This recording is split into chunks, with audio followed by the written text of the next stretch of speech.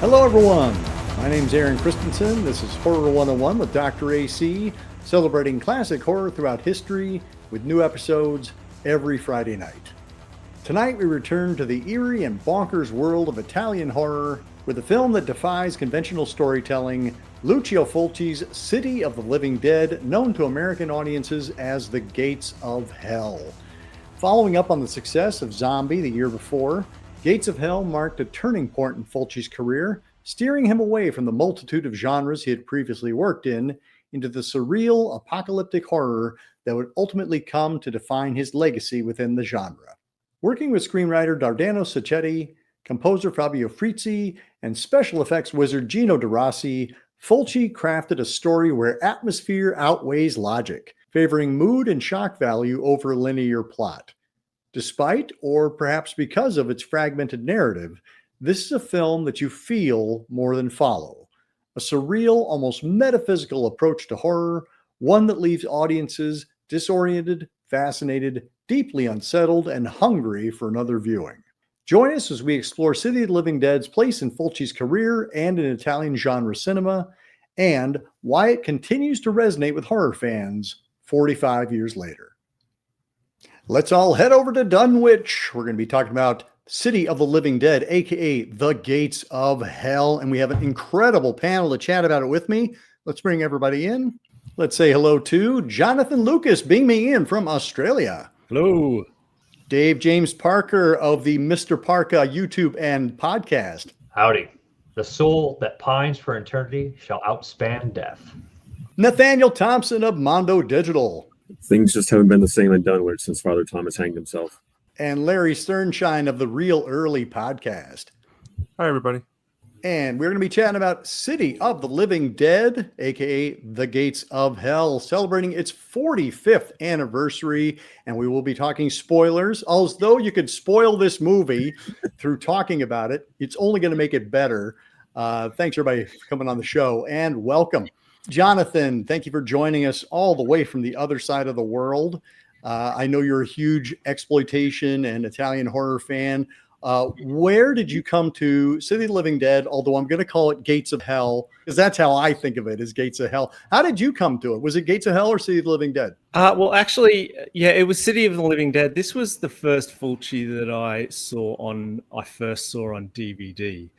So, yeah, I grew up in a small town in Australia, in Queensland, and I didn't have a lot of access to media. We had some good video stores in the town, but I didn't really hear about Fulci. Like, I didn't have access to Fangoria and stuff like that. So essentially, yeah, my only access to horror movies was things like the Hallowell Film Guide. I don't know if you guys remember that, or the Leonard Maltin Film Guide. So I had to read horror movie reviews by people who didn't really like horror movies, and that was the only way I could sort of find them. And yeah, just stumbled across this guy, Lucio Fulci, who would get 1-star reviews in all of the film guides, but they would describe him as just being 1 star because it was just disgusting gore and nothing else.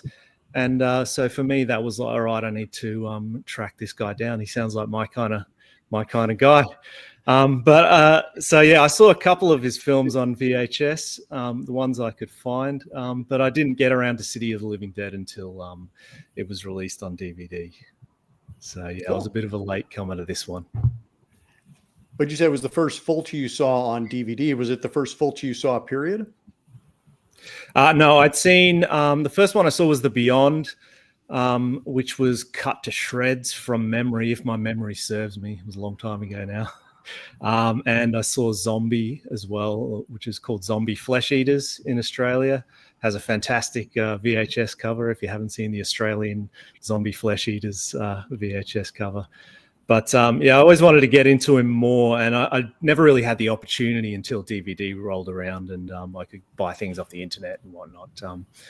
So yeah, it was the first time seeing Fulci in sort of uncut and in sort of crisp quality. Excellent. Dave, it's your first time on the show. Thank you so much for joining us. How did you come to Gates of Hell for the first time?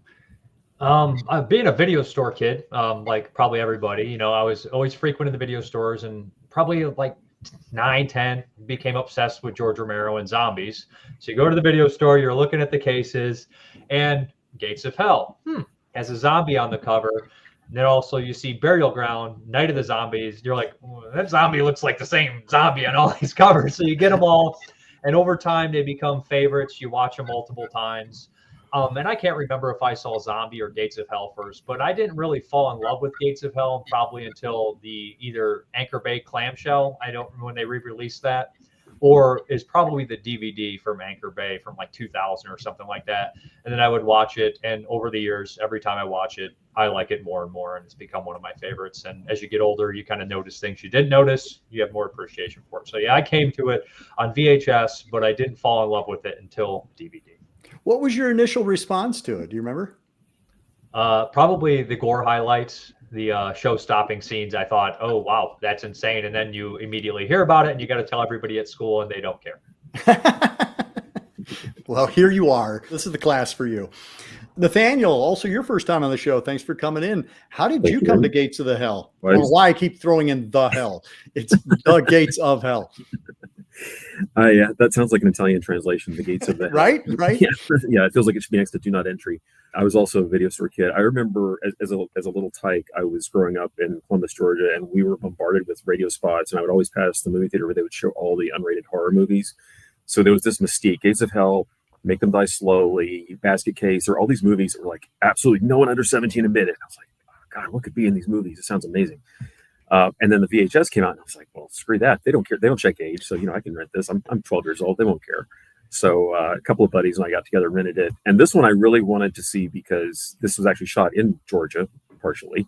The interiors were in Italy, but a lot of the exterior stuff was done in Savannah, Georgia, which was on the other side of the state. But there were a lot of Italian movies shooting around there that I was aware of, like Cannibal Apocalypse. I knew when they were shooting it in Atlanta. Some Bud Spencer, Terrence Hill movies, like The Visitor, all this Last Fighter. So this was one that I really wanted to hunt down. And yeah, I popped it in and I was just gobsmacked. I'd never seen anything like this in my life. It was my first Fulci.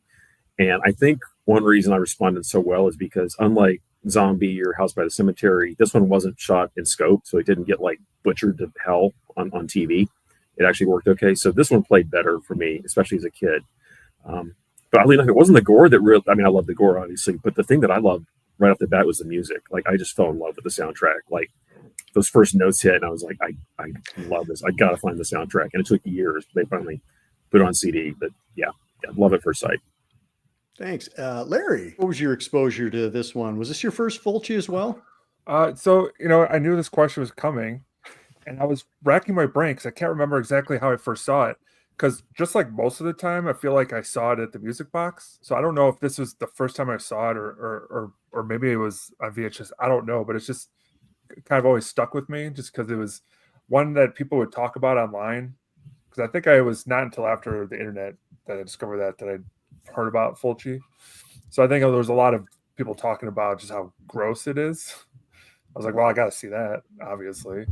Because gore doesn't bother me and it sounds exciting, especially when you're younger. But like what you end up finding though is a lot of atmosphere that they don't talk about as much when like you're younger and they're like, oh, you gotta see this gross movie when you're like, there's a lot more going on. There's something about the plot and everything that just sort of sticks with you a little bit and it just is very memorable. One of those classic Italian movies that I just love talking about, I guess. That's kind of the nature of this beast, right? Is that you can't make sense of it, that no guardrails will be put around it.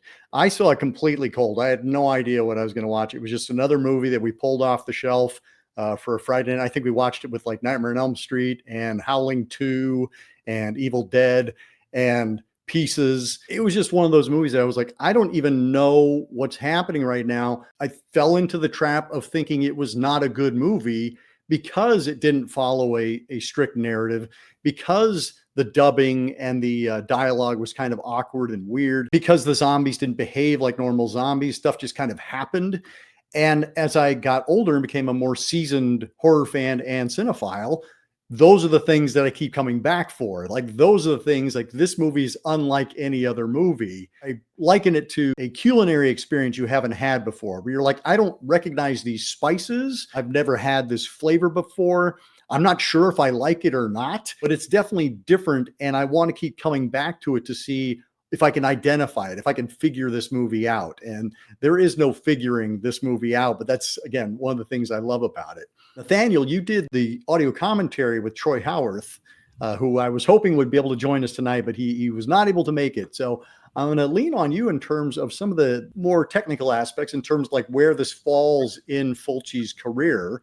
And obviously, if anybody else wants to chime in, feel free. Well, as I'm sure a lot of you know, but in case you don't, this film falls near the beginning of what people refer to as sort of Fulci's, but different names for it, his Gates of Hell, his Apocalypse trilogy, however you want to call it, which would include The Beyond, House by the Cemetery. Although for me, it also feels like a continuation of Zombie. Like, I don't think this would exist if it weren't for Zombie as well. So it's kind of more of a quartet for me. But Fulci would also spice in between other movies in between these. So he also drops in Contraband, which is one of the goriest Pixotesca films. And then he throws in like The Black Cat after this in between. So people think he was just making these crazy outlandish zombie films, but he was actually doing these little side detours along the way. But, but Zombie was such a hit because he had taken that as sort of he was kind of in a slump as a director. And like Enzo Castellari was supposed to make that film, Zombie.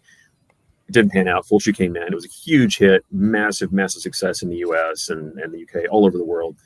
And so they were like, we'll do it again. And so the script originated, and it wasn't supposed to be a zombie film originally, which you can probably tell watching it because the zombies just kind of show up at the end. And it's like, well, okay, sure. And Fabio Frizzi even throws in kind of like a little remix of his zombie theme in a way when they show up. So as with The Beyond, it kind of does the same thing where the zombies kind of pop in just because you have to. But I'm glad they do, though, because why not? It's the kind of film where just anything goes, and all the way to the ending, which I know people have debated that ending forever, which was created out of necessity in the editing room. I'm sure we'll talk about what it means later on, or doesn't mean anything at all. I don't know. But yeah, so Fulci was really just coming into his own as the Goremeister that he's been branded as ever since. Yeah, this is one that I call the Gore-tet. We've got Zombie, we've got Gates of Hell, we've got House by the Cemetery, and we have The Beyond.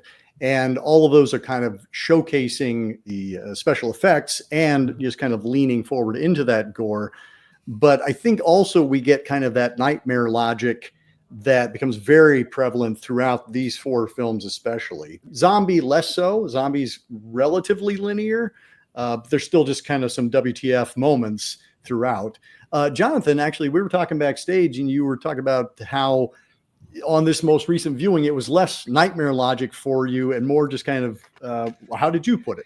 There's a fine line between nightmare logic and just a bunch of cool things happening that are loosely linked by a vague storyline, I guess. I don't know. Are they the same thing? The funny thing is, because I watched this twice leading up to this, and the nightmare logic side of things didn't kick in. I was just kind of enjoying this succession of creative, fun gore scenes. And then I watched it again last night. It was almost like the complete opposite. Like straight away from the opening moments, the atmosphere just sucked me in, and I was kind of immersed in this world of just, horror and gore and cruelty happening randomly to the characters where they have no idea what's going to come next. Interesting how it can be taken both ways. Dave, what's your feeling on kind of like the narrative such as it is? I mean, probably when I was younger, I would just say, the gates of hell are open, all bets are off. But when you kind of tie in that Lovecraftian aspect, and now the only real similarity it has to the Dunwich Horror, besides the kind of atmosphere and feel like that, is essentially Dunwich was, the Dunwich Horror, something evil had happened, and now we have a new evil in here. It's kind of the same thing here. They rely back on the witch talk a little bit like that, our ancestors. So almost like the town is cursed, right? Like in a weird way, kind of like a Derry or a Springwood in Nightmare on Elm Street, where the whole town is kind of just fucked up from the beginning. But the funny line that Nathaniel said about, it's never been the same since Father Thomas killed himself. These people, although Fulci relies on superstition very often, right? They do not want to believe in the superstition this time. They're bitter to the very end until when they die. The building falls apart from them. They refuse to believe it. So, I mean, there's definitely the nightmare logic, but right in the beginning, we had the premonition, right? The premonition opens it up. She sees, and we see through her eye. which we are like going through her vision, which is like the most beautiful transition ever through her eyeball, which is perfect for Fulci with the eyeballs. We're actually going through the vision, and we see the priest hang himself going over. And we see the tombstone right there. Should explain everything, that we're not in the real world. We're in some Lovecraftian world. And right there on that's two little things that this is where I really took note of the tombstone. It's like two thoughts. The soul that pines for eternity shall outspan death. But then, you dweller of the twilight void, you old ones, you creatures on the cusp of reality, come, Dunwich. And I think with killing himself, he obviously maybe did that on purpose. So I think after that, I think that all bets are off. Same thing with the Beyond. I mean, our main character, I'm sorry, I'm going off. I'll end this pretty quick. In MacColl, she kind of dies, right? She kind of comes back to life, similar to Emily in the Beyond. She's seen the Beyond and she's come back. So it's kind of like a weird, she has a little bit more like premonition state, kind of like, what was it? And is it Luce? It's Nina. Nina Harker is the one who has a connection with Dracula. So it's kind of weird, like she's seen some of the death or something. But it's just all bets are off for me after that opening. I love that you made sense of that word salad that's on the gravestone. I thought of it. That's the first like coherent inspiration. I'm like, what the hell is even being said on this thing? There's a sense of dread that I really like from movies. The one movie I thought of in that way was Where Evil Lurks, because you're like in this world that's something, if they don't stop it, it's just going to destroy the world. And it kind of has that very similar kind of atmosphere. It's like you don't know what's going to happen. Well, it's funny because we actually have several characters that die and come back to life and die and come back to life. I mean, I think Father Thomas gets killed twice and Sandra gets killed twice. And as you said, Catriona MacColl comes back to life. She goes into that kind of cataleptic stupor and then gets buried alive. I think it was you, Jonathan. I mean, we talk about like kind of the set pieces. Like there are just, it's one great set piece after another. Like that whole sequence of the seance, and then we're in the apartment where we have billowing flames coming up in the middle of a police investigation, and then we see her buried, and Christopher George comes to the rescue with a pickaxe. Which, by the way, do not get your friends out of coffins with pickaxes, aiming directly where their head would normally be. But I mean, that is kind of the magic of this movie, is that there's so many things happening. There's so much screen action happening that you do just kind of like go along for the ride, even if you don't actually know what's happening. Nathaniel, I mentioned that it's easy to not know what to make of this movie and therefore give it the 1-star reviews that Jonathan was talking about, where it doesn't behave like other movies, and therefore we think of it as less than. What's your feeling on that? Well, I think a lot of people didn't have context to like understand what was going on in this film. And I think the more you watch of Fulci and Italian horror in general, the more sense this movie makes. Maybe not on a strictly plot level, but the thing is, by this point, Dario Argento and Lucio Fulci had kind of this friendly rivalry thing going on, because Fulci had started off doing gialli way before Argento did. And Argento came onto the scene in 70. And so by this point, Argento had a major hit before Zombie with Suspiria, and the same year, and right when City of the Living Dead comes out, that's when Argento drops Inferno. So it's almost like they're trying to like outdo each other for just batshit nonlinear insanity in their movies. But luckily, if you see it when you're a kid and you're raised on stuff like HR Puff and stuff, you don't care. You just roll with it, because you've been watching coke fueled entertainment your whole short life by that point. But I think in this one, he's definitely playing around with Argento, because the opening is pretty obviously inspired by Deep Red. The whole thing with Catriona MacColl doing the seance, the way that she's shot. There's even, on the commentary I mentioned, there's even a table in there that's from Deep Red. I mean, you can see it. It's really clearly. And he kills her off like right away, like in Deep Red. But then he just goes and like messes around with it. He brings her back, and then everything turns supernatural. And unlike Argento, who I don't think can do apocalyptic stuff at all, if you've seen Mother of Tears, you know how that goes. But Fulci really has this way of a knack of making things that seem very small and simple just feel so ominous and foreboding. Like there's a great shot where the camera's tracking over all those empty coffins at night, with that pounding music under it, and it's so creepy. And yet I'm not even sure why still to this day, no matter how much I watch it. There are just shots in this movie that just really, really creep me out. And that's what makes this film stick to you. It works on some kind of weird little subconscious level, I think, where if you don't worry about it, everything connects. It doesn't really matter. But that's where the real magic is. And I think now that more movies are doing that, like at least A24 films are kind of doing that I think that's why, new generations respond to these movies so well. Yeah, I think you nailed it there. It's that, especially if this is your first Italian horror or your first Fulci, where you're not really accustomed to this kind of storytelling. Mm-hmm. But as you get acclimated to it, as you return to it, as you see more of Fulci's offerings, as you said, some more of that nonlinear, it does become its own thing. And I feel like, this is one of those movies that people were justifying why they liked it for a long time, because it's a hard one, especially for a conventional film goer, to sit them down and go, this is a masterpiece. And for them to go, but it doesn't behave like any other masterpiece I have been told is a masterpiece. And so I think that's what I love about you and Troy and, all of these scholars who are talking about this movie as a masterpiece so that it forces people to actually come back and re-examine it. Dave, I want to throw the ball to you, because as we were talking with the set pieces, when you think of Gates of Hell, what's the first moment or image that comes to mind? It's got to be the puking guts, right? I mean, that's got to be the one. It's hey, where's my shorts? I got a pair of shorts here. It's inside out, but I left them out. Let me see. I got a pair of freaking pallbearer press shorts here. She's on there from the tomb. That's a tombstone. It's not the puking guts, but that's another iconic image. But no, it's got to be the puking guts. But there's a million. The crying blood eyes, the tears. That whole scene is iconic, and the drill. Just to bounce off Nathaniel a little bit with the post-apocalyptic, I would say that Inferno is very much in the same vein as City of the Living Dead, because if you notice, the whole area around the third one of the mothers, they all go crazy. And this one too, Venatini starts going crazy a little bit. There's not any. Very rarely would you shove a guy's head on a drill press, even if you think that he's a creep. I mean, but yeah, I think the set piece is probably the puking guts or the drill press. I mean, it's just, but every scene in this movie is great. And I know that people focus on the gore here, but if you pay attention, we've all mentioned how great the atmosphere is. There's a couple scenes in here where they do genuine scares without gore, where Mrs. Holden, that whole scene where she disappears and they leave, and she's standing behind a little dressing curtain and you see her dirty feet. And it's great because you never see her face animated. So that's horrifying. And then when John looks up and my parents are dead, they don't show it. They could show it. There's just blood dripping from the ceiling. Those are genuine, legitimate scares. I mean, they give you the gore too, but people are always like, it's just a gore film. Then you do a scare like that. No, you can't.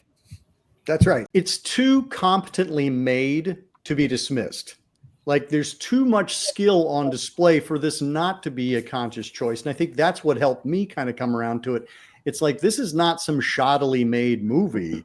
This has a great score. It has great cinematography. The editing is sharp. The dialogue and the performances are a little wonky, but I think that, kind of lends itself to its kind of otherworldly charms. Jonathan, I'm going to throw the same question to you. What's the first image that pops for you? I'm glad that Dave mentioned that scene with John's parents dying, because although it's a subtle moment, that shot of the blood from the ceiling dripping into the glass of milk on the table, it's for a movie that's known for these big bombastic gore scenes, it's a really subtle, nightmarish shot and very clever. But yeah, I mean, I guess the drill scene is the big one for me that comes to mind. But there's just a whole lot of, it's almost like a barrage of standout moments, and a lot of it is remarkably disgusting, and not just in a gore way. You've got the shower of maggots flying through the window. You have the rats eating the guy's brain towards the end. The thing I like about this is it feels like a filmmaker who's really firing on all cylinders, and he's bringing out his entire repertoire of tricks to scare and unnerve in sometimes extreme and sometimes more subtle ways. What you just mentioned with the rats eating, I think about the fact that when Father Thomas basically shoves a big mud pie in somebody's face and that kills them. That's unnerving, is that we are not used to seeing people get killed with mud pies, and yet it works here. We're not used to seeing resurrected priests just staring at people and them throwing up their own intestines. These are things that we've never conceived of before. And so suddenly we're being presented with images and concepts that are completely mind-blowing. The one thing that really I noticed last night, because I feel like I see it in a lot of maybe even just his movies or other Italian movies, is killing people by squeezing parts of their head off. I feel like that happens a lot. and I really kind of like that because it's unreal. It's different. It's how do we got some Gru left over. What do we do? I don't know. We'll just smash his head or something. I don't know. I had to look it up to see who his cinematographer was, Sergio Salvati. Yep. And he worked on like all of these movies with him, and they have a really good rapport, and they know what they want, because there's some really interesting camera movement in this movie at the seance where it moves to her left and then to her right, like it pans to left and right. It's very different. I think that's why a lot of these movies kind of work so well, is because the team he has with him, they were like all the same wavelength. Yeah. We've mentioned all the gore sequences. We should mention Gino de Rossi, who is the man behind those gore sequences. Nathaniel, I want to give you your turn. When you talk about Gates of Hell, like what are the ones that pop up for you? Yeah, I agree. Definitely the big gore standouts jump to mind. But one thing that really kind of sticks in my head, especially the very first time that we see him, but the way that Fulci shoots John Morgan, Giovanni Lombardo Radice, who plays Bob, he gets something out of him that no other director really did. And he's great in other films. He's a lot of fun. But there's just something that spookiness he gets out of his face in this movie. That first shot on his eyes, it's really haunting. And it kind of gives you the idea that, like you were saying, Dave, there's something in Dunwich that's just infecting everybody, that everyone's been driven a little bit nuts by being there. And I think that just those shots of just him sort of staring off just slightly off camera, those really get under my skin, and that sticks in my head. And it kind of introduces you to the idea that everyone there is affected, which ties in with the fact that John, like, why are his parents like in their late 60s? You know, like stuff like that. It's like everybody's age is like 3 times faster than normal, I guess, in Dunwich. Same parents from Jaws. Exactly. They were actually 34 when they made this movie. No. Yeah, exactly. They were not living their best lives. That Dunwich fog, man, that air is thick, like he said. They started the movie at 34, ended it at 64. That's right. That's right. What you were saying, Larry, like about the head smashing, I was thinking about, we've got Michele Soavi there with his girlfriend who throws up her own intestines, but then Father Thomas looks at him, and who do we think it is that grabs the back of his head? Is it her, or is it Father Thomas? Or where does that hand come from? That's a legitimate question, and we're not ending this panel until I get an answer. They teleport. It was the audience. It was they were looking at us. We did it. We provoked the violence in the movie. You talked about John Morgan. I think the character of Bob, we have kind of like 3 different narratives. We have Peter and Mary, we have Sandra and Jerry, and then we have the kind of the Bob storyline. And then we kind of interweave the Dunwich inhabitants throughout. The whole storyline with Bob is such a bizarre, it's almost tangential, and yet it drives so much of some of the screen action we see. And the fact that he's named Bob, much like we will have a character who is incessantly his name is spoken throughout House by the Cemetery. People's thoughts about like that whole Bob subplot. Like, where does that land for you? I agree, Nathaniel. It's extremely unnerving, and it gives us a character that's unlike anybody else. It's another sick member of Dunwich. But yeah, people's thoughts on Bob and Morgan's performance. I love Giovanni Lombardo Radice. He did 3 movies in 1980, and I watched 161 horror movies for 1980, and in my top 5 were 3 Giovanni Lombardo Radice movies. That's how much I like him.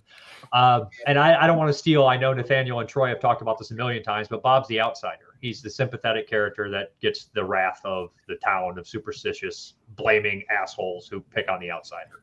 They're just there to show their cruelty. Well, we don't really know what he's done, do we? That has invoked the wrath of the town, like it's spoken about, but we don't know if any of it's true. We don't know. I mean, the only thing that shows that we know he's a pervert is that he's having sex with a blow-up doll.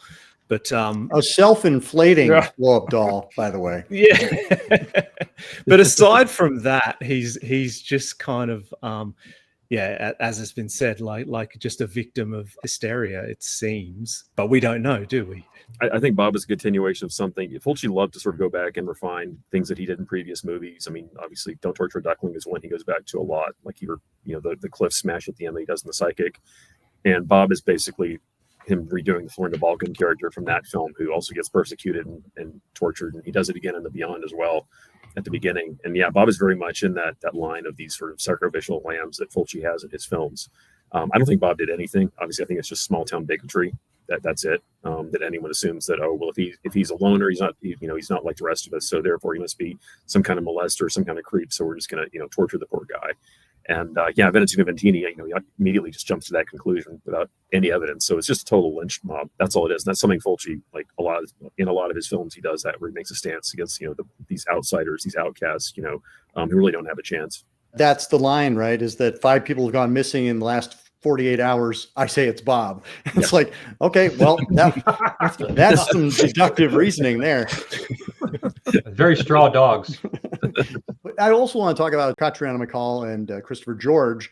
I think they were a very likable screen team. They help kind of drive the plot and give us a lot of levity, even though their plan to find Dunwich is basically just to kind of drive around and hopefully stumble across it. What are people's thoughts about Catriona MacColl and Christopher George in this movie? Dave, go ahead and kick us off there. I mean, I like them.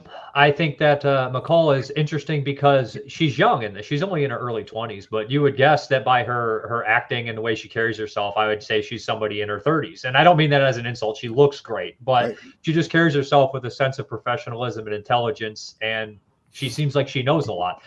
And they do mention, I think I listened to 4 commentaries for this movie, so I can't remember who said it, but it's mixing up. It's kind of funny that she starts off as this person that's hanging out with a lot of, I guess, like hippie culture, drug culture, seance culture, but she never comes across as an odd person. She comes across very straight-laced.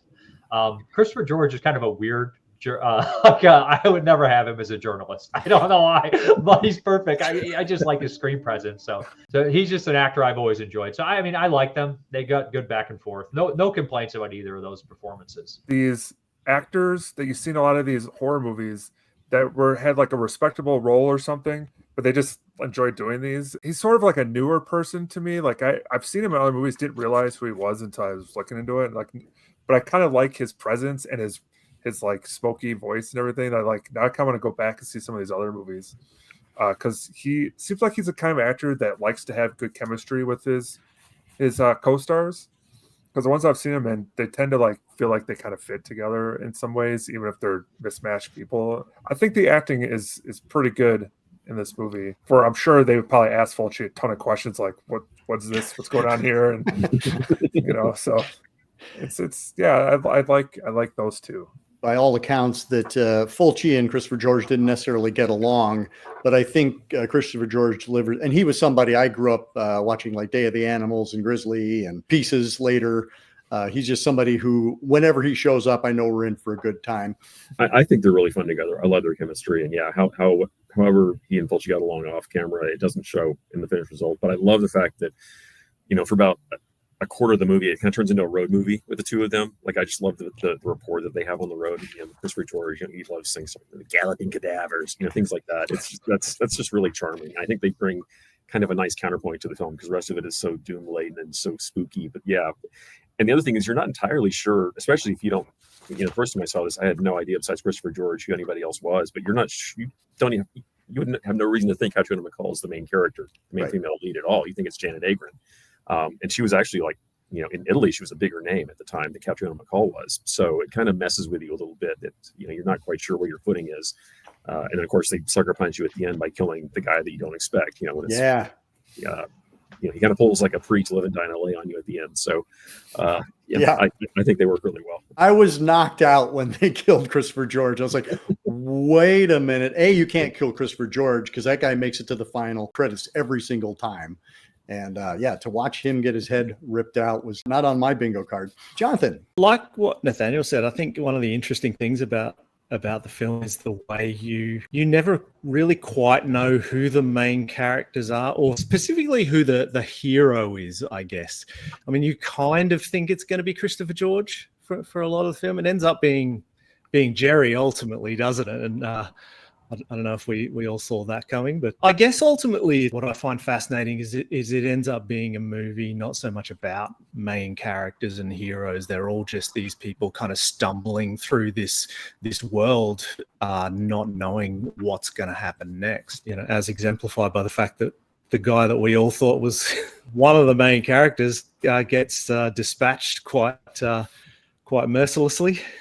Yeah, we were talking about how we do have these great lines of dialogue, and some of them are a little nonsensical. It can lead people to think that this wasn't a well-made movie. I mean, we have a lot of kind of just bizarre lines of dialogue. I mean, I was listening to the directions that they get from the priest on how to get to Dunwich, which is basically, you know, take a left where that road's been blocked by a landslide. And I'm like, wait, if it's been blocked by a landslide, how do they get to go through it? But we have things like that where we have, you're nurturing a pet neurosis, like 70% of the female population in the country. There's just all of these like zingers that you're going, where did that even come from?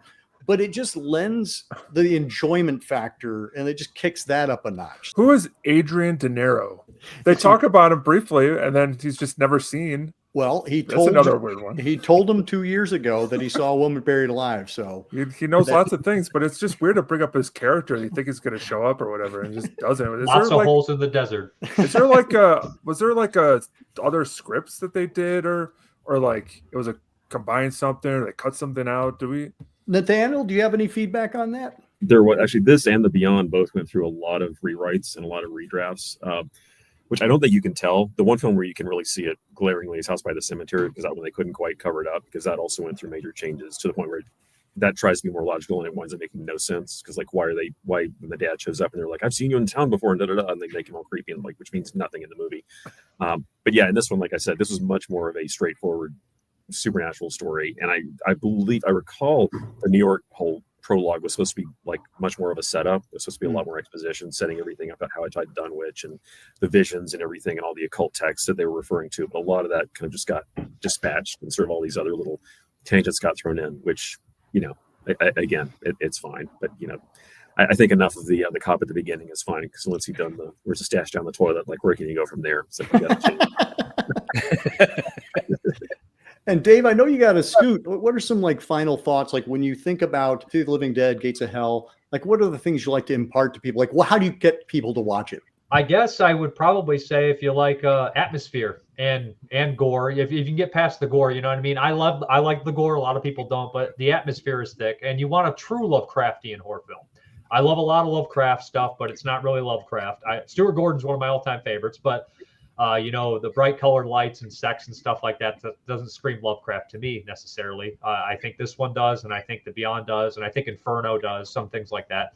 But the one thing I do want to mention, which is sometimes I'll focus on a performance, and this is one thing in whole about Fulci's monster villains or his supernatural villains. He created 3 great ones: Dr. Freudstein, Shrike, and of course Father Thomas. These characters are great, and I always thought Father Thomas was the lesser until I kept rewatching this. And the idea that a priest kills himself like in a graveyard is horrifying. It's terrifying. It's like the ultimate sin, which is great because he mixes the Catholicism horror along with the Poe horror with the buried alive and the Lovecraft. It's all a mixture of all his kind of things that you would put in there. But when Father Thomas teleports, if you notice, he always teleports hanging, right? But he always is dead at first. Like he can't control it. Like he's always dead. He does it a couple times, but at the very end, it's a best, very, very subtle performance. The subtle performances are always in your eyes. He teleports hanging, and then he moves his eyes slowly, and he slowly smirks like that. And I was like, oh, that is so good. That is so, like, he can't control, like he's dead when he teleports. That's how he has to teleport around to use his powers. And I was like, that's very scary. And that's a little bit in thought. Maybe the actor, maybe the writing, I'm not necessarily sure. But I walked away from that thinking that was a very subtle, scary performance, because he's the only one that can move his face. The other villains are like, they got like, let's put some clay on your face over here. Look like walking clay pots, all as cool as they are. But no, it's a really good performance.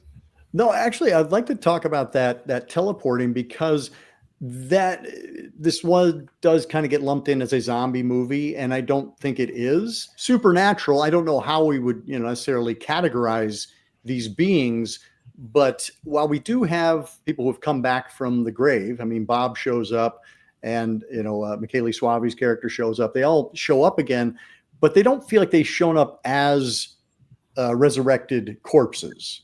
They feel like there's something else. I'd say it feels like a ghost story to me. Like they don't really, again, the whole like the zombieism thing. Zombies normally they want to consume flesh and that kind of thing. But yeah, this is much more like these are cursed people who can't, they've been murdered horribly, and then they've been suddenly dragged back, from hell, and they're stuck in this town even after they're dead, which is, a horrifying idea. But they seem to be fairly cognizant of who they are, so that's not very zombie-ish to me. You've got the shuffling around at the very end is obviously the most zombie-ish thing in the movie, but other than that, yeah, it seems to me more just like a ghost story where they can actually like rip your skull open. Yeah, and there's a vengeance involved. I think that is very kind of ghost story like. That's why Gates of Hell is a better title for this movie, because I think the City of the Living Dead has an expectation to it that might explain why some people may not jive with it. But when it's literally about the Gates of Hell. I wouldn't call them zombies more than a hell spawn. Jonathan? I hadn't really considered it a whole lot until you brought it up, actually. But I had thought it was strange that it's like a zombie movie, but they don't actually consume flesh. They just sort of tear the backs out of people's skulls. But it makes sense if you consider it as more of a malevolent spirit type movie. They take the form of zombie-esque creatures because that allows more opportunity for gore. And your average ghosts type movie, I guess. I would say they are zombies. I think that people get too stuck in the idea that only one kind of zombie can exist. It's got to be a flesh-eating zombie. And there's supernatural zombies. There's voodoo zombies. There's toxic zombies.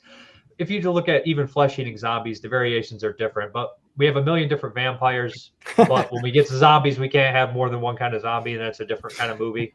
I don't want to get into that whole thing, but the one thing that I would say that they do act kind of like ghosts in a certain way, and they do act like vampires. The year before we had Salem's Lot, right, where the vampire comes and visits, which is very much like the Bordelak, right? The Bordelak story of Night of the Devils from '71 is also kind of like this. We have Emily coming back to visit her family. She visits her little brother, John, almost like, I want you to. I want to take you with me. Almost in that horrifying way, right? The Bordelak story where you come and take your most loved family member and you come back until you get the whole fucking family. And it's very much like that too here, where it looks like they're taking the whole town down with them. That people are disappearing here and there and stuff like that. So it's a little bit of Salem's Lot too, which I never really noticed. And that's a movie that captures that small town feeling.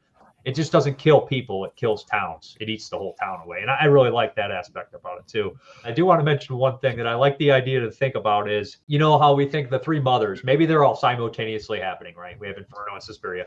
I like the idea that all 7 doors of hell have opened at the same time. And while the City of Living Dead or Gates of Hell is happening, the Beyond's happening. And there's 5 other of these things open somewhere. Maybe one's the movie The Sentinel. Maybe one's something else. You know what I mean? You can just kind of mix and match. I actually don't think House by the Cemetery is a Gates of Hell movie. It's a ghost story. It doesn't really, that was pinned into the Gates of Hell movies that sell DVDs. It's a trilogy, is it? I mean, it's the MacColl trilogy. Or I like the Gortet is a better name for these movies, actually. I adore this movie. And the more I see it, it's just one of those ones that gets my mind rolling on how things are working. And it's just got a lot of tropes and stuff I love in it. And before you cut out, you brought up the mention of Lovecraft, and I agree that this is like one of the most Lovecraftian movies. How do you characterize that? What makes it feel Lovecraftian for you? It's not a known entity that is haunting you. It has to be something unknown that you do not know how to stop, that you do not understand. It's not there's Catholicism horror in here, but it's not necessarily the main focus. It has to be an unknown entity, something that you are not from the start, some power that you do not know, right? What do they always say about that Lovecraft? The monster or the beast will kill you, not because it wants to, just because you're in the way or something along those lines. You're just, but this one, it has to be an unknown force for me. That's why I've always enjoyed, for example, The Evil Dead, the original, I enjoy more than the remake because the remake adds in the Catholicism. It's like, hey, we saw The Exorcist. You're not it. Let's not do it. And that's why I've never really much liked that one. I like the unknown. The unknown scares me. If we made all the rules up already, then what am I to fear? Thank you so much, Dave. You go get some sleep. Thank you so much for joining us. We'll continue on without you, though not nearly as much fun. I appreciate it. I had a lot of fun. Thanks for having me. Others' thoughts on the kind of the Lovecraftian feel that we've got here. I thought Dave did a really nice job of kind of talking about what makes this feel Lovecraftian. The fact that there isn't a specific thing, that it is kind of nebulous, which is not usually how we like our horror. We like to have things kind of spelled out for us as, the cause and effect, but we don't have cause and effect here. We just have effect and effect and effect. And we're trying to pin down what's happening, but even when they go to the answer to, solving this mystery is we got to go find where Father Thomas is buried. That doesn't even go the way we expect it to go. Like that just leads to another pathway. Because this doesn't behave like a normal horror movie or a normal movie, what is it that keeps you coming back, or is that what keeps you coming back? Well, jumping on what he was saying, there's a line in here that sounds very much like Lovecraft to me that I think is kind of the manifesto of the whole movie. At the end of the whole New York sequence, when she looks at the camera, she's like, things will shatter your imagination. And that's very much like what is in Lovecraft. He's always describing horrors the mind can't comprehend, that there are these things controlling you and things out in the universe that we can't even, there are no words that can express how terrifying this is. And I think that line sets up what you should expect from this film. That's just going to be things that you can just barely wrap your head around, which is, again, why it works if you just sort of let yourself go and just roll with the movie. That's why it works. But yeah, to me, Fulci is a very Lovecraftian director generally because of that attitude that he has. And I think in a way he kind of feels akin to John Carpenter, who's also a big Lovecraft devotee, and The Mouth of Madness being the most explicit one. But interestingly, this came out very close actually to The Fog, which you're talking about, is it a zombie or a ghost movie? That's another one where it's like they're kind of 50-50. They're a bit of both in both of these movies. But yeah, they seem to kind of walk side by side through a lot of their career together. I hadn't thought about it too much before, but my thoughts have been sort of forming throughout this podcast, is that, there is something, just everything about it is like a little bit off kilter. Like probably the most conventional part is the very first shot, which is like, a smoke billowing through a graveyard with trees and whatnot. And that's sort of like, I guess, a classic horror shot. From there on, everything just is not done the way I guess it's supposed to be done. Like there's these creatures returning from the dead, but they're not really, are they zombies? Are they ghosts? Are they malevolent? Are they tortured? Like there's this sense of everything being, I guess, a bit unknown and off kilter throughout it. Going right up to the end, which I won't talk about now because I'm sure we're all have got something to say about that. It's a whole separate category unto itself. Nathan, you talked about Fabio Frizzi, and I do want to talk about the score because I feel like it is much like Zombie. It is a really important component of the success of this movie. Similar to Goblin for Dario Argento, this feels like a different tone than we've heard in horror before. And I feel like, we hear it in Zombie, we hear it here. Talk about like what it is about Frizzi's score that works for you. Yeah, I had never heard anything like it when I first saw this movie. My experience with Italian horror had been things like Black Sabbath, things like that, which were much more traditional in terms of music, or watching Hammer films. So this music was like nothing I'd ever heard. And I think Fabio Frizzi, of course, had already worked with Fulci on Zombie solo. And he also worked with, as part of the triumvirate of Big C. Fritzio Tempera, when he did The Psychic and For the Apocalypse. This is where he was really finding his voice as a composer. And back, when this came out, this was even like, the fanzine era was just really sort of getting kickstarted. But people were there were rumors going around that he was one of the pseudonyms for Goblin, because it sounded so much like Goblin. It's like when Mario Bava's Beyond the Door 2 or Shot came out, people were like, oh, Libra, that's obviously Goblin, using a different name. But everybody thought anything that had some kind of rock influence or a lot of electronics was Goblin. But no, Frizzi, I think, has a totally different sound. But it was hard for us to put together because in the US, we got the Beyond as 7 Doors of Death, where they changed the whole score out. And it wasn't really until The Lays just came out that we realized just how amazing Frizzi really was, that all of these, you could watch the progression from Zombie to this to the Beyond. And of course, he sat out House by the Cemetery. But what he does in this film, I think, is just remarkable. And I really love this is where he starts to play around with sort of the subtle, the keyboards, really weaving out, which he didn't really do in Zombie, but this is where he starts doing it. And then Beyond explores it even more, where it just feels like it's very icy. It's very subtle. And it feels like sort of like just rubbing the back of your shoulder a little bit. It's just such a spooky score, and I love it. But note that if you get the expanded version on CD, the track order sucks. Because, for some reason, they took a bunch of demos and alternate tracks and stuck them at the beginning and kind of shuffled everything around, and it's terrible.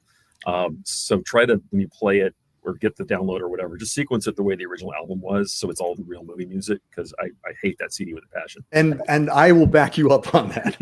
I'm just like, why is it happening like this? Yeah, that Before Dawn track and all that stuff they suddenly threw in there, that's not even in the movie. I mean, that's just not good. There's something about his stuff that just kind of itches this scratch that I didn't know I have. It's unlike anything else. It fits the movies perfectly and special. You know, we've spoken a lot about the atmosphere of the film throughout this, and obviously the score is just a huge part of that. Like when it first kicks in, it kind of washes over you, and the soundtrack is what brings you into this world. So that's one thing, and I guess the other thing I have to say is that it's really catchy. Like I've watched this twice in the past week, right before going to bed, and both times I'm lying in bed and I've just got the soundtrack just playing over and over in there. It sticks.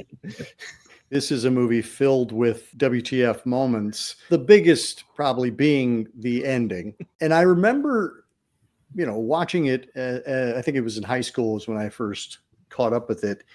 And the ending just felt like you can't end a movie like that. It felt like a violation of trust. Even as bizarre as that movie had been, it was kind of like, you can't just, stop your movie and have the film shatter.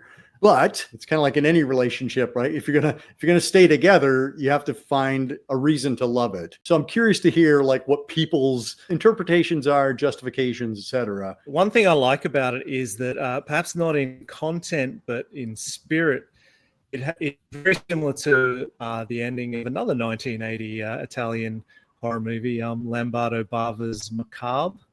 In that that end happens, and you're just like, what's going on here? That's completely out of step with everything we've just seen. I don't know. I mean, I like it. I like random stuff in films that makes no sense. And this is kind of a Tufnell quote from Spinal Tap, where he's like, how much more black could this be? And the answer is none more black. This is like that. How much less sense could this make? And the answer is none less sense. It kind of just kicks it up that extra notch at the end. Thank you, Jonathan. That was great. Nathaniel. Jeez. Yeah, so this ending, as I'm sure some of you watching probably already know, but the most commonly accepted explanation for it is that it was originally supposed to have a happy ending, and the footage got mauled in the editing room, and so they had to just make it up. It's supposed to be just a happy ending with him running out. It's All Saints Day. It's not Halloween anymore. Which we don't see any trick-or-treaters, by the way. Well, I was going to talk about that. I'm like, this whole movie takes place on Halloween, right? Right. Anyway. It does, yeah, which is strange. But I guess they just don't do Halloween in Dunwich, because every day is Halloween in Dunwich. Really. So, but yeah, it was supposed to be a happy ending, and since they couldn't do it anymore, they just came up with the whole splitting the screen apart and implied the kid's becoming a zombie or something. But like you were saying, yeah, Macabre does that, or Frozen Terror, whatever you want to call it. Joe D'Amato's Beyond the Darkness as well does that, where it suddenly goes supernatural in the last 10 seconds for no reason. Probably most infamously, the movie Pieces does that at the end, where you're like, what? So yeah, and I mean, I think as a horror fan watching a lot of 80s films, at a certain point you just accept that this movie's just gonna like go off the deep end at the very end. For me, the king of all of them is probably Wes Craven's Nightmare on Elm Street, where Bob Shea was like, you can't have this ending, we need a shock at the end, and Wes was like, but that nullifies the whole point at the end of the movie. He's like, I don't care, just do it anyway. You're like, this doesn't make any sense at all, but whatever.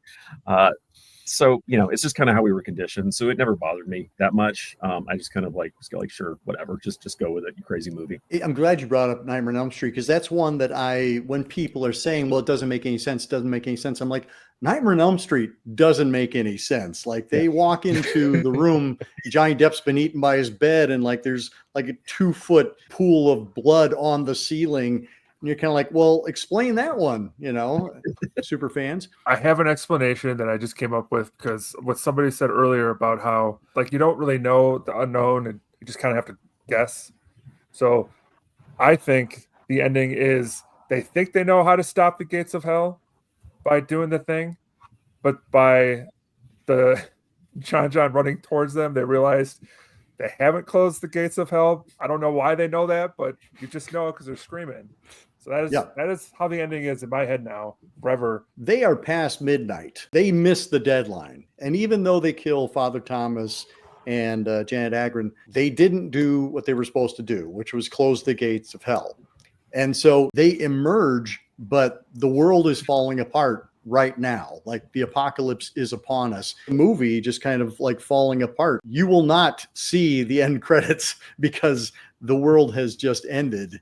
And this movie cannot capture that kind of in that Lovecraftian way. Like this is the closest we can get to explaining how the world ends, is that it does just kind of all break apart. Your happy ending is no more. So you're saying it's like the finale of The Sopranos then? Yes, exactly. Yeah. I do Call think David Chase right now. Ask for the check. I do think a lot about how Italian horror movies, a lot of them just don't know how to end it. So they just sort of just like was it Nightmare City, where it's just like it was a dream and then it just starts again. You're like, but I think that kind of adds to the mystique of a lot of these movies. Well, when I see Black Sabbath, the Italian version, you know, and they pull back and they show that it's all just been a story. Is it an earned ending? No, but is it an interesting ending? Absolutely. And I will always err on the side of what's interesting versus what's conventionally satisfying. Let's go ahead and circle back around, do some final thoughts on Gates of Hell. And Larry, let's kick things off with you. I talked to a couple of my friends about this yesterday, and they were just gushing about how much it rules. It's just a lot of that dread, and obviously the gore is very memorable, but just like the experience of not knowing what's going on. And I love when foreign directors film in America because they have no like context for a lot of this stuff. So again, it's very dreamlike. There's a reason why these Fulci movies do so well, is because they're just unlike anything else. I don't really have anything deep to say other than it kicks butt. And that's enough. Nathaniel. This is a movie that's been with me pretty much my entire life, and it's in a way I've kind of just grown with it. Every time I go back to it, I love it every single time. And what I think I enjoy the fact that it is kind of, in a way, it's the Gates of Hell. It's a great gateway movie that you can show somebody, because you can watch it as just a party movie. It is just one wild thing after another. You can enjoy it on that, but the more you go back and watch it, I think, and you keep going back to it, the more you get out of it. It's just kind of the gift that keeps on giving. It just has all these little touches into it that resonate, you know, as you get older. I think it just has these moments of beauty in it. In a way, it's kind of almost poetic in a way. Just little things like the petals falling, you know, inside the coffin when she's buried, things like that. I really cherish this film. I wouldn't say it's necessarily Fulci's best film. That's up for debate. But it's probably my sentimental favorite out of all of them. And yeah, if you want to just introduce somebody to him, I think it's a good way to start. I absolutely agree with you. That's how I describe it as well. It's not the best Fulci, but it is absolutely my favorite Fulci. Jonathan. So final thoughts. Last October, I decided to take it upon myself to watch all of Fulci's horror movies during the month. And this ended up being, I'd seen it several times previously, but it ended up being in my top 2, I think. And so it's definitely in my top 2 favorite movies. But the thought that came to mind then, and rewatching it recently, was there's a Stephen King quote where he says, "First and foremost, I'll go for terror. And if I can't do that, I'll go for horror. And if I can't do that, I'll go for the gross out." And there's moments in this movie where Fulci's going for all 3 at the same time. And there's just something uniquely ambitious about what he's doing in this particular movie, I feel. I just love it. Like I say, I watched it twice in the past week, had 2 very different experiences, one where I was immersed and one where I was just enjoying it on a more superficial level. And it worked both times in both ways. So, yeah. It is a movie that can be enjoyed on a lot of different levels. You can watch it as a turkey, where you're just like, you know, picking apart all the weirdness and all the bizarre things that just don't make any sense. You can almost MST3K it. Then you can also look at it as, this is a wildly experimental vision. You either go along for the ride or you don't, but there's a real courage of conviction here. And he plays it all the way down the line, all the way to that bizarro ending. There are no rules, and can you take it? And I love this movie. I love coming back to it, and I was really looking forward to this conversation, and none of you disappointed. Thank you so much. Looking forward to having you all on again very soon. And until next time, keep searching, keep exploring, and keep sharing the scare.